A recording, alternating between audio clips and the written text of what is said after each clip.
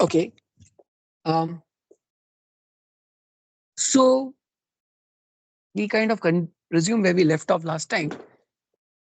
I was covering this generalized gradient descent, and we'll see how actually the gradient descent gets generalized by use of this notion of a proximal point. Okay.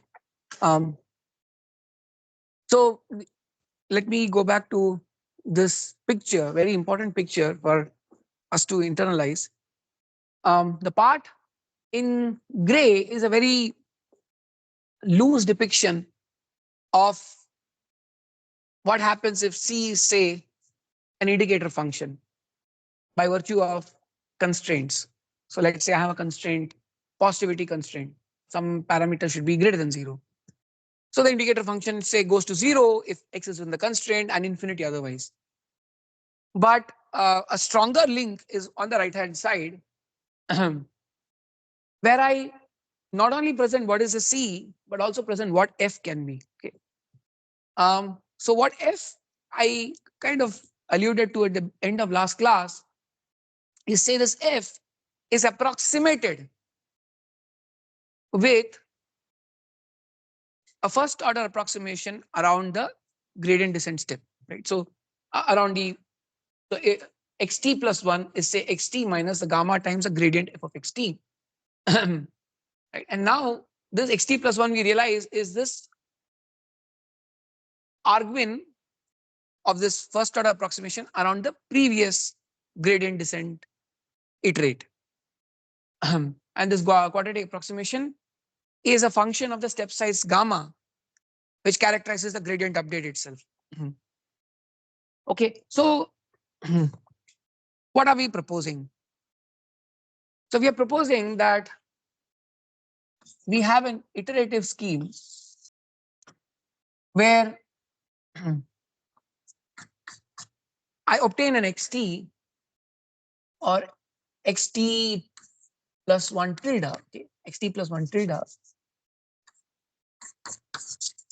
which is xt minus gamma times the gradient descent step, and use this xt plus 1 to get my next update xt, actual xt, which is meant to be towards the minimization of the sum of fx and cx.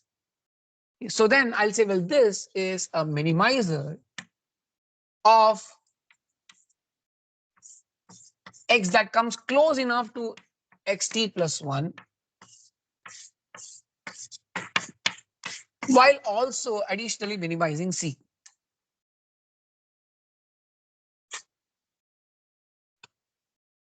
Okay. So let me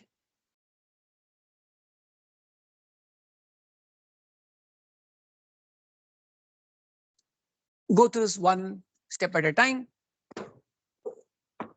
So what you see here is xt plus 1 is an argmin of a term. What is this term? Well, this term is basically the same as this. Do you realize how it is? Can you see the connection between the blue term there on the slide and its connection with the proximity of this x to the previous gradient descent iterate, the gradient descent iterate without the constraint, without dc. Anyone is able to rewrite this?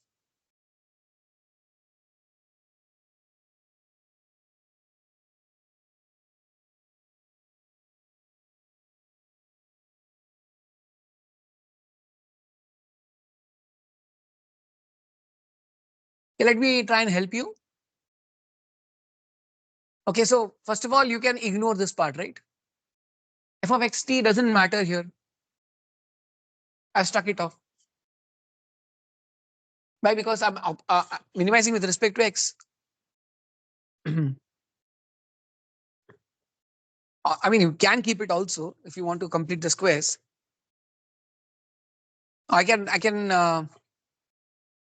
I write this expression differently?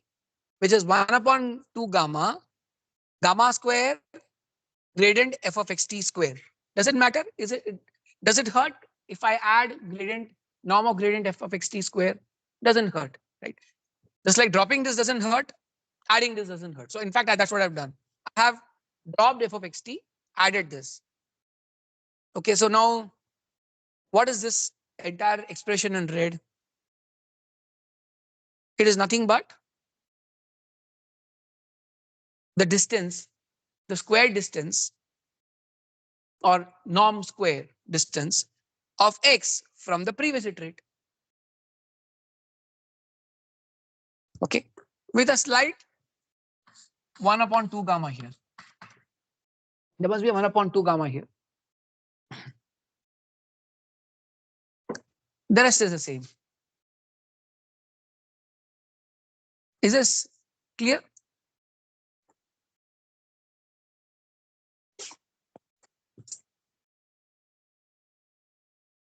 Okay, this is a simplified formulation based on first order approximation around xt. Okay, I kind of, okay. So what we are saying is gradient descent minimizes approximation exactly as xt plus 1 equals xt minus gamma f of xt. All I've done is put a tilde around this xt plus 1 tilde because that is meant to be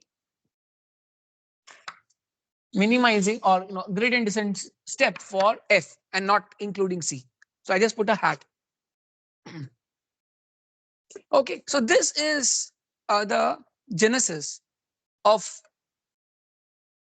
this very important update called the proximal update. It's called a proximal step. What I've written on the board is exactly this. Okay. Xt plus 1 is argmin over x of 1 upon 2 gamma x minus the gradient descent update without c on f. Right? This is the gradient descent update on c on f without c plus slapping on cx as if everything is fine. Right? Okay, so what I've written on the board is a summary. So this step is called the proximal step, and we are going to see example of this.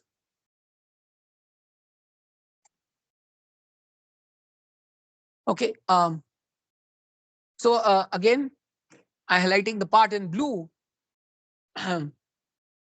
especially the first component is what makes it called gives it the name called proximal. You want to look at its proximity to a gradient descent update without the C. Okay, let's look at an example. So for lasso, what will happen for lasso? Let's try and work out. For lasso, what do we have? 1/2. Well, I've dropped the 1/2 here. You can put it 5x minus y norm square to L2 square plus lambda times 1 norm of x. Right? All of you can easily write the gradient descent step for the first part.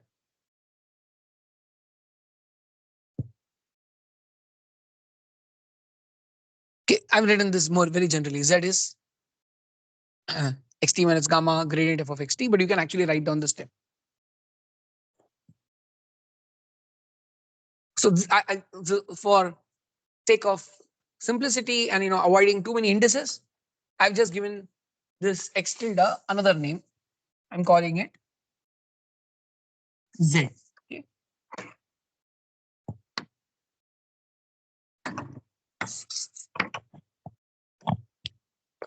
Okay, and now I have a special case where C is the 1 norm of x, and if you want, you can actually write down the form of Z. What is the form of Z going to be? What's the gradient of a 5x minus y L2 norm square?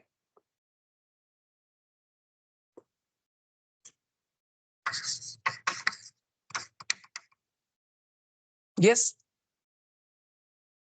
I think I should put a half here. I should put a half here. If you put a half, what turns out to be the gradient of the f component? 5x minus y. That's it. No? Simple. 5x minus y. Okay, so let's take this example of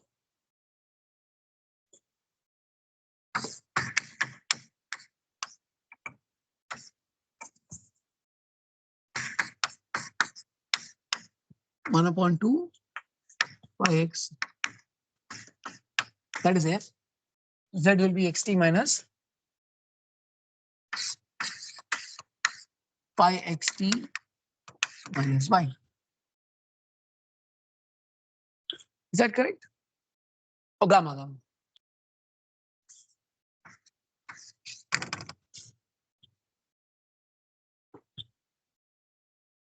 So now can you help me fill out the steps? What will be the proximal step? Yeah, you can substitute for xt minus gamma 5xt minus y in place of z. Now what will be the specific steps?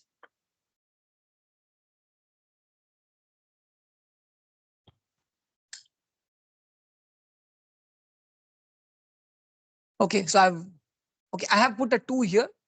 If you want to be consistent with the formulation there, you can, both are fine. It doesn't really matter. You can drop the half here. That's what I've done on the board and put a 2 here. Sorry. Sorry. Yeah, of course, of course.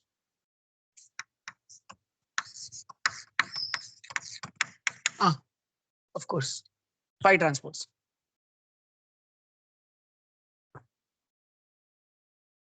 Phi transpose outside. So phi transpose phi xt minus phi transpose phi. Okay.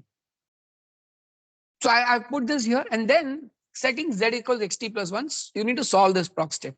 And so my main query is, what is the solution? We have done this before. Don't you recall?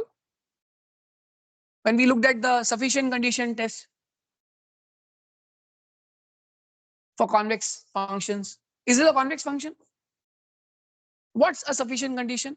With L1 norm, we took the specific case, right? What do we need to vanish? Yes. A something to vanish. A what to vanish? Yes.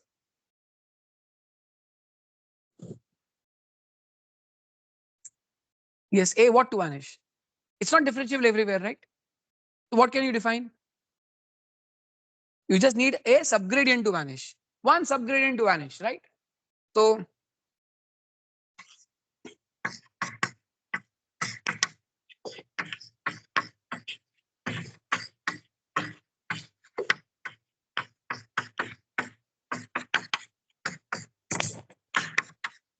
just need one subgradient to go to 0. And that we have already solved actually.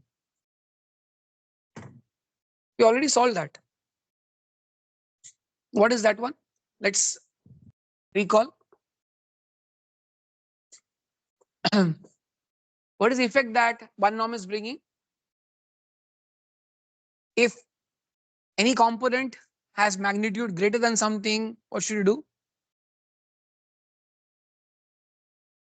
Clip it, right? That's the idea. Threshold, clipping. Okay. So very good that you're able to recall. So we wrote this. I just, you have to recall this as part of your homework. We won't have the time, but we wrote the sufficient condition for min. We spent a lot of time doing this, right? So we came up with this soft thresholding.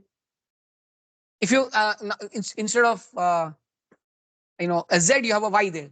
Okay, these things should be fine. You can change a z. Instead of an xt, I have a w there. Instead of z, I have a y. Everything else is the same. So it was basically yi minus lambda if yi is greater than or equal to lambda, 0 if yi is between minus lambda and lambda, and yi plus lambda, that is increase if yi is less than minus lambda. Okay, so you need to recall the sufficient condition test. Okay, that's important. Now this will give us the iterative soft thresholding algorithm for lasso. So we are now going to complete this. Okay, step 1, I'm just putting the whatever I wrote in the previous slide together. So you set the z equals xt plus 1 and solve. But now the way you're going to solve it is using the prox operator. This is the prox operator. Prox operator, this we give it a name. Prox gamma z is zi minus lambda gamma. That would be lambda will also be there. Lambda gamma if zi is greater than or equal to lambda gamma, 0 otherwise, and 0 if zi is between lambda minus lambda gamma and lambda gamma, and zi plus lambda gamma if it is sufficiently negative, less than minus lambda gamma. Okay, this is a sufficient condition test just applied here. Okay, so now this gives us a iterative soft thresholding algorithm for solving lasso. So let's please fill up the blanks. Okay, I give you a few minutes. Fill up these blanks. The algorithm is pretty much there. I have now changed the notation to use W instead of X, right? So yeah, fill up the blanks.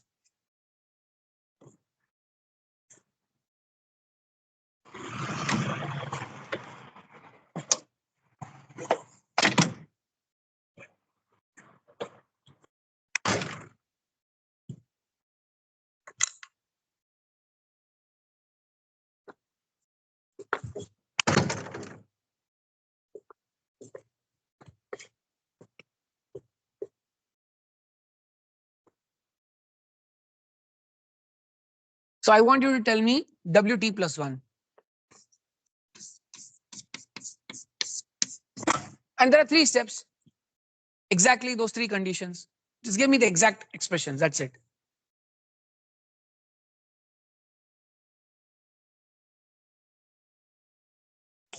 I have now put a half here. No, this was half earlier also. Yeah. So I'm doing it independent of the phi, etc. Okay. I can use this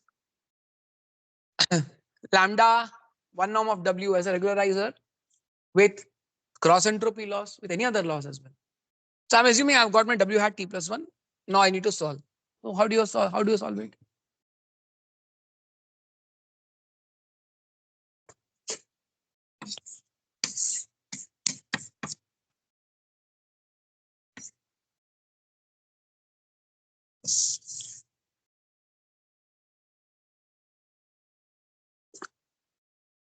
What are the 3 conditions?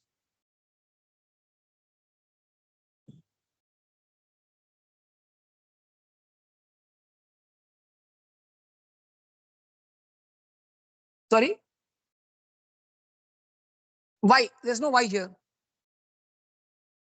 W hat. W hat T plus 1, right? So if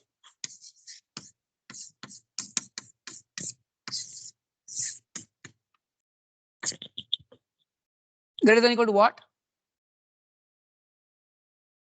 Sorry? Lambda gamma.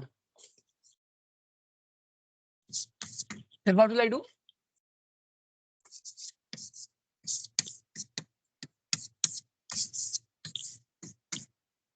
What will I do?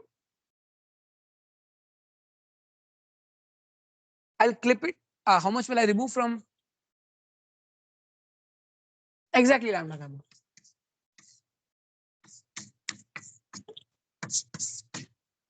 What's the next step? Yeah, W hat T plus 1. I between minus lambda gamma and lambda gamma. What will I do? Set it to 0. And the third is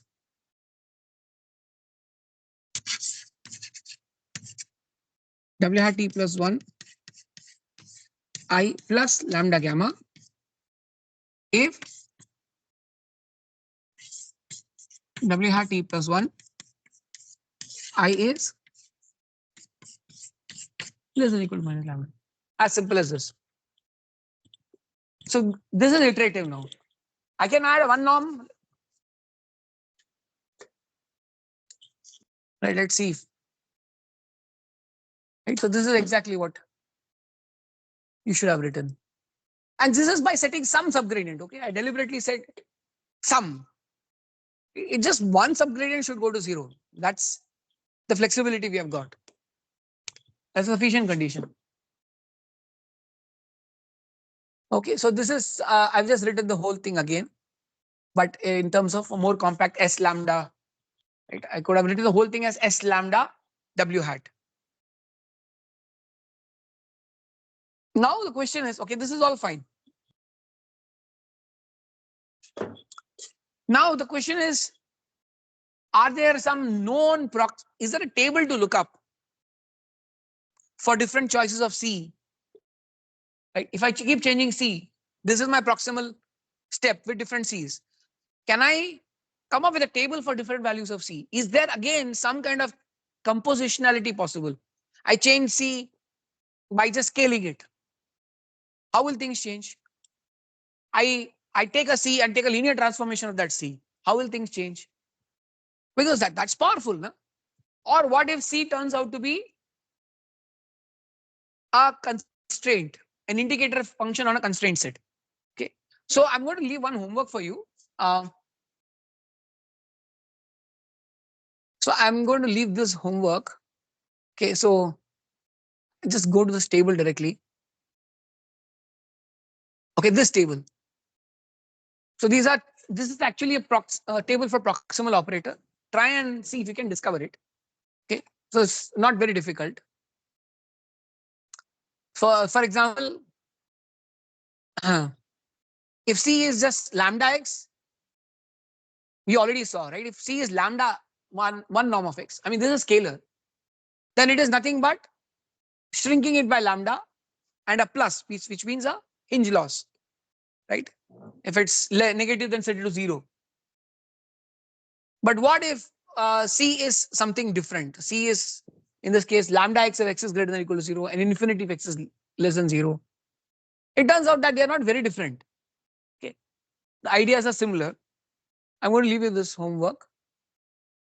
And then some more C's, right? So if C is A transpose X plus B, then it turns out that prox is just Z minus A. If C is a convex quadratic function, which is not of general interest, why would you look at that? Right? I mean, C should be something that is not so easy to differentiate. But even then it's possible. But here's a larger list. Okay, so there's a calculus for proximal operators. I can get the proximal for one C using a notion of simpler C's. For example, if C is a summation over the Ci's, then it turns out the proximal is a product over the proximals. That's interesting, right? Think about it. If I take a linear combination of the arguments lambda x plus a, then it's a prox over again a kind of linear transformation. It's not very different in the form, but yeah, it's lambda z plus a minus a. So you need to do a prox on lambda z plus a and then subtract the a after doing the prox. Okay.